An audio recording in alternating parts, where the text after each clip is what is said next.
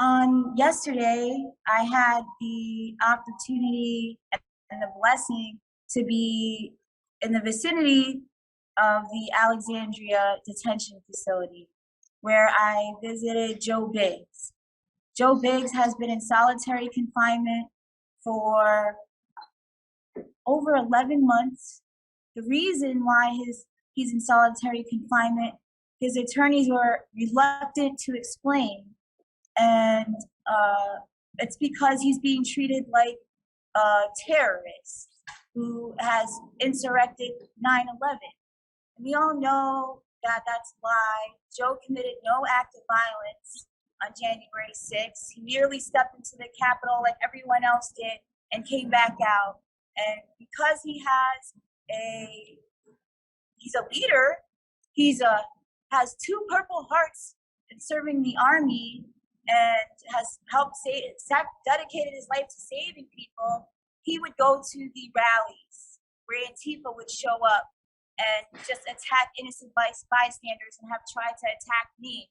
And when a Proud Boy came and saved me from the Antifa drag queens, that's how Joe got there on January 6th. And I will say the prison system sorely needs to be reformed in this country. It's like the gates of hell to go there and to realize that free speech it's censored. Even here, sometimes the guards will say that you're not allowed to talk, right? We couldn't record last week. The law is malleable depending on who the petty tyrant is at the door or the good person at the door.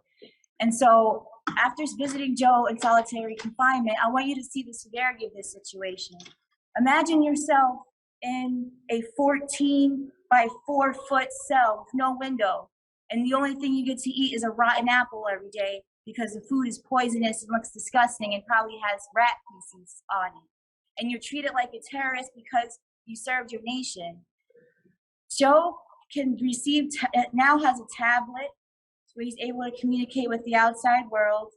And if you could send him money at securistech.net, then he can watch movies from his tablet and not just spend all of his time in the cell. He only gets to use a microwave for a couple of minutes a day, and that's where he can converse with other inmates.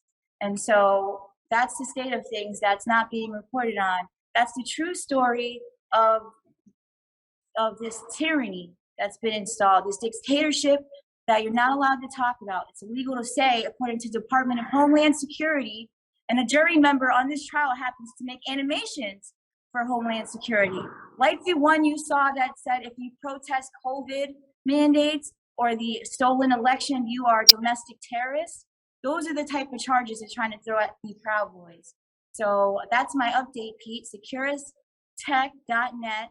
And then you'll find out how you can help our political hostages in solitary confinement, those who have tablets, and text message them too. Yep. And Alicia Powell, correspondent for the Gateway Pundit. She will be, and there's a team of people that you're going to possibly see from Randy Ireland, Alicia. You're going to see Nicole Reffitt. There's a bunch of people dedicated to making sure that the American people, because just because they don't have cameras in the courtroom doesn't mean that the American people are not going to find out about the criminality of those within the government. It could happen at any moment. We can't tell everybody about what's going to happen. It can happen to That's right. me. It can happen to a journalist. It can happen to a parent. It's happening to people who pray in front of abortion centers where the FBI is raiding their homes. Yep. So there's an attack on the American people, and our judicial system and the intelligence agencies are weaponized against us. And you take courage to say this here. That's right. Now, being surveilled? Yes, we are being surveilled. All right. Now, Alicia, we need to look into this because Staff Sergeant Joe Biggs, combat veteran, highly decorated Purple Heart recipient, is also suffering from PTSD and was under the care of the Veterans Administration.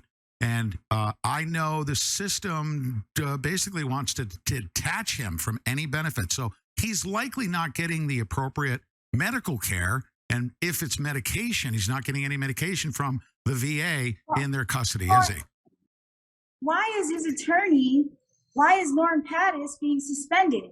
Because he dared represent Alex Jones, the person who works at the network who told us the truth about COVID globalism, bioweaponry when you weren't allowed to. That's why, okay? So Norm Pattis being suspended from this case is obviously just another way to stack the system against someone who did the right thing on January 6th and the day before that, which was to show up and help innocent women and children and innocent elderly and people from being attacked by the actual fascists, the actual white supremacists who infiltrated the Black Lives Matter group. And Black Lives Matter activists are on tape saying that this is not us, this is the Antifa, we're not them. They weren't even Black, most of them, they were white. So that's the white supremacist group. Every jury member that's been qualified has characterized the Proud Boys as a white supremacist group because it's a deflection. You know what the mainstream media does, and all these jury members, unfortunately, in our nation's capital, get their media from CNN and the default programming that makes you wear a mask. Every juror shows up wearing a mask, and all the prosecutors are wearing a mask. It's just a game, isn't it? A game of lies where the rule of law is malleable and bendable and shiftable based on what tyrant is sitting in the court or in the jury. The Brunson brothers case was dismissed on okay, so that's it, Pete. That's okay. The update. That's not it. I will say this, Alicia, and this may shock you or may not shock you. It's going to come out in court, and that's why we need good court watchers like yourself. So I'm going to tell you, for the benefit of Gateway Pundit, that this is what I do know, and it's going to come out in court, and I can't be exactly specific. Evan Newman, who was a CIA/FBI/ Joint Terrorism Task Force cooperator, was in charge of escorting the Ukrainians that were on the ground. Pete, I got to turn this off. All right, ladies and gentlemen, this is what I will add to this. And as we saw, no recording. So there we go. It's likely the U.S. Marshals saying that we got shut down. No recording. It's okay. We of course want to be compliant with their rules and regulations, but that's not going to stop the truth from coming out, because whether it is recorded there on the steps of the courthouse or inside or down the street, the truth will come out, and these court watchers will be reporting on the following. And I didn't get a chance to tell Alicia there's a reason why Norm Pattis is being removed from the case.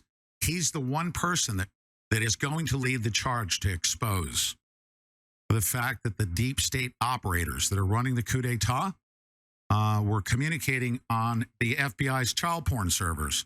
Norm Pattis is the person that exposed that in a previous case, and that's why they're taking him out today. So that emergency motion that was filed to keep him in the case, to keep him involved in representing Staff Sergeant Joe Biggs. You just heard that Staff Sergeant Joe Biggs is being mistreated. He's a combat war veteran, Purple Heart recipient, and someone suffering from PTSD. The entire full force of the government coming upon Staff Sergeant Joe Biggs, his attorney, and this case that will ultimately bring the entire deep state to its knees. And it will happen in this trial of the century. So text TOTC 844-837-9924. Let's get awareness going, because this is going to drop. The bomb will drop, and it will happen at any moment, and it's coming, ladies and gentlemen. So stay tuned. Text TOTC to 844-837-9924. I'm Peter Santilli, signing off. We'll get our evening update, and of course tune in get the app, and you'll see the updates. That's all you need.